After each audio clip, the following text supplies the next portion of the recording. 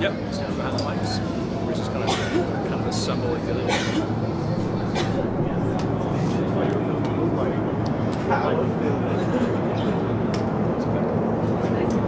a little bit. I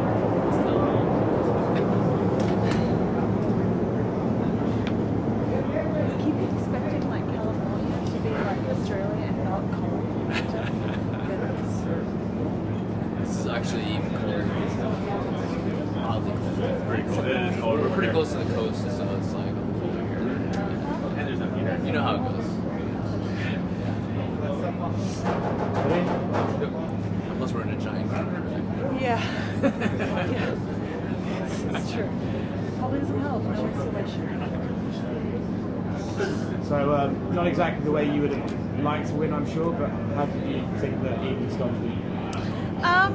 A win is a win. I'm just trying to do my job, and Marcus is there to, for both of us, to make sure that he puts our safety first, and I can't control what she does, and I did my job and I finished my fight, and yes, it is a little bit controversial, but you can punch people in the eye, you can knee them, all this kind of stuff. So I kind of backed off at start because I didn't know what he was going to do, because he started talking to Kat, and as I got closer I could hear him saying the fight's still on, keep going. So when I did and she didn't do anything, that's where Mark's got to step in, because he needs to put her safety first as well. So is there going to be, for you personally, is this a little bit bittersweet because you got your first win, but almost certainly everyone's just going to be talking about the way it happened, so do you feel almost a bit robbed? A win is a win. I can't let anybody else dictate how I feel about a win, because at the end of the day I have put in the hard work. Yes, it wasn't the most, clean-cut finish, but it is what it is, and we're happy to give the fight back. We're happy for that fight again. If people feel like I need to prove, that I'm one of the best in the world in this division, and but if not, let's go to the next challenge. Red runs back in Australia. What? What was your view of the sequence of events? You throw the kick, and what did you feel? Did you feel that it landed? Did you feel anything when you threw the kick? So when I throw that specific combination, usually if they back up, I finish with a left head kick, and I was aiming for her head, and she kind of backed up, she kind of leaned back. I don't really have control over that, and I knew it landed, but I didn't know where it landed. I knew it landed on her face, and I was ready to follow up with some heavy strikes, because that's how we kind of planned it, and that's how our game plan worked. And the way it happened, she kind of backed away, and the way she did it, kind of I was like, oh, this, she's hurt, bad, and then I could see Mark kind of hovering around. I was like, oh, okay, what's going on? And then when I heard him say, there's not, nothing's happening, keep going, I was like, okay, well, I have a job to do as well. So it's kind of surprising that halfway. You didn't think it landed that much to hurt her in the moment. Yeah. I throw you throw to hurt your opponent. It's MMA. It's two people locked in a cage trying to beat the shit out of each other for money. But yeah, I try. But I'm just trying to do my job, and really our goal was just to react and just flow, have fun out there, kind of bring a little bit of gangster Megan out, and just flow. And that's what we did. We kind of, we were expecting her to pressure and come at us hard early, which she didn't, which was actually surprising. But we got the win. Do you think maybe your length surprised her in that sequence? Because yeah, the kick kind of came out. It seemed like she wasn't expecting that kick at all. Well, people don't understand. My coaches on my team understand. The range is different. I fight extremely long, and you don't understand that until you're in there with me, how long that is.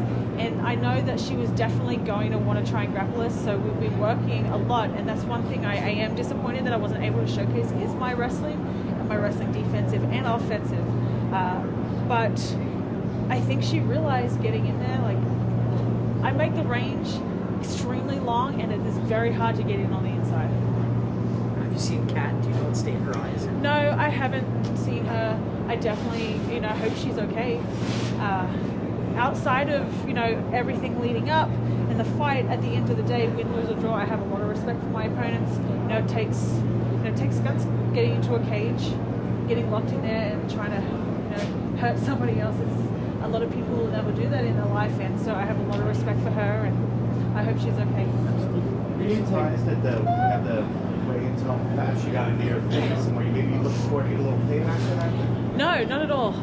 Kat's she's an emotional fighter, and I definitely was expecting her to come at me at the weigh-ins, but I just don't care for that shit. I have a very good ability to kind of disengage my emotions, and I feel like that's what makes me a dangerous fighter, because I don't fight emotionally. I go into you could say like a deep dark place that kind of is scary to some people. So when I get into that zone, it's and I was trying to be able to showcase that a little bit more in the fight, but once I get there, it's a bad time for my opponent. The winner of this fight was, in theory, supposed to be the winner of the co-main event tonight. Based on his performance and the way it did, would you like a rematch with Castigano or just another one first before stepping in there with the winner of Cyborg and then or does that really not phase you? Do you think you're ready for the top fight? I really don't give a shit. If they want me to fight Kat again and prove something, that's fine. If they want me to fight somebody else, we'll fight them. If they want me to fight the winner, we'll fight them. Like, I don't really freaking care. Like, let's sign featherweights. If you want me to fight somebody else, let's actually sign some featherweights. If you want me to rematch with Kat, prove something more, let's do that as well. Like, I really don't care. I just want to fight. And if you speak to my coaches, like, we have this mentality. We walk into the gym every day, and I walk into the gym every day with the mentality that I'm the baddest motherfucker on the planet, and that's what I'm working towards. And like, I honestly believe that I'm one of the best in the world in this division, and I hope that I can start getting the respect that I deserve. Do you think you could fight in Australia in February? That's 5 weeks away. That's a very short time. I think turnaround-wise, I can't, just because of like the weight cut. And you have to realize, like, with the time travel, that is like the time change is significant in Australia. Like, when I fly there, you have jet lag for like a week, and then let alone having to cut weight, do all that shit, fight, all while being jet lagged. I physically I couldn't do it, but I definitely want to fight the first quarter of next year. Do you have any predictions for the co-main event? Predictions. I am really interested in this fight. I think stylistically, we have two pressure fighters who are at the top of the division in their prime. I think the keys for Amanda, she needs to make Chris respect her power. A lot of Chris's recent opponents haven't been able to make them respect the power. So what's happened is she's just been able to bully them, to pressure them, walk forward with no regard. I think Amanda has the power to do that, so I'm interested to see what happens if that is the case. On the other hand, Chris is she's a phenomenal athlete. She's physically strong. She's got a lot of power, and I think she needs to pressure Amanda and pressure consistently with high volume. And I don't know. I see Chris winning it, but of all of Chris's recent opponents, I think Amanda has the biggest chance of the upset, and like, I definitely can see her doing that. You used almost the full 3 hours yesterday for weigh-ins. Harder weight cut than usual. No, we had time. Like, why rushing? So I'm a 6 foot tall. I'm a big featherweight, and we're smooth. We cut some the night before. We cut some the morning of. We didn't rush it. It was one of the best weight cuts I've ever had. Like, I felt great getting up on that scale. So yeah, it wasn't tough at all. I work with Tyler Minton. I know he's worked with a lot of other fighters, and he is, in my opinion, one of the best at what he does. And it was the smoothest, and I feel amazing today. So definitely wasn't a hard weight cut. I don't think I've ever had a hard weight cut, but of all of them, like, this has been the easiest. So if not the Cyborg Nunez winner, and if not Kat next, who would even be a realistic opponent next for you? Who is even out there? I don't know. Let's sign some featherweights, guys. I really don't like. I really hope that I can use my platform to showcase that there are stars in this division or being built in this division. That it is marketable. It is worth investing in, and I really hope that they start doing that, because like I want to fight for the UFC. This has always been a goal for myself, and I know for a lot of other fighters. So, you know, giving women in the featherweight division that opportunity is huge. Thank you.